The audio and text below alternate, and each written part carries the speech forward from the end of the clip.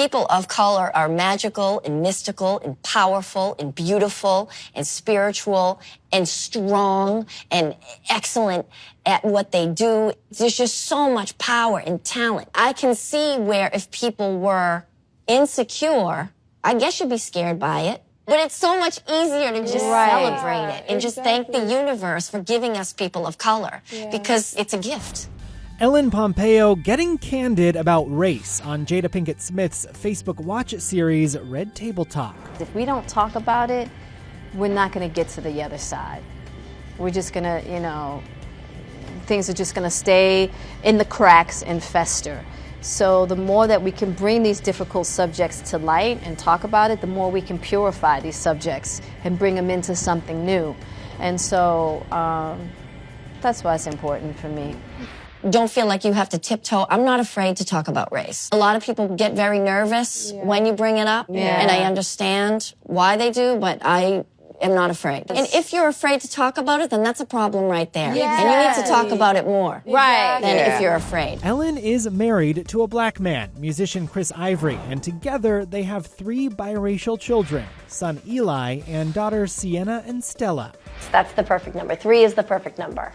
Yes, it's a lot, and it's great, and I love them all. My son looks completely white. You couldn't even tell that he has any brown in him at all. Yeah. There is no escaping when your skin is dark. And me sticking up or celebrating brown people does not mean I am anti-white. If I celebrate anything black, I inevitably get a million comments. Are they comments, or can you tell whether the comments are coming from white people or are they coming from? They're coming from white people. Of course they are. Of course they are. They are threatened by my love of people of color or black culture. Yeah. Ellen says she does all she can to help change the way people think, and it goes all ways. She shared a story about a little girl who came over for a play date. And I introduced myself, and I said, I'm Stella's mom. She's a little black girl. Mm-hmm.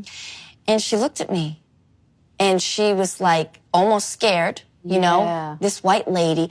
But again, non-trusting, possibly. That's why that experience of being in my house and meeting me was good for her. Right. To see that all white people aren't what you think. And Ellen's working to make change in the industry, too. She was fired up with ET at a red carpet that featured few diverse faces behind the cameras back in October.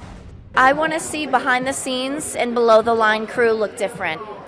Everybody realizes that the talent, that people have to have more opportunities with respect to the talent we see on screen. I want to see press lines. I want to see press junkets.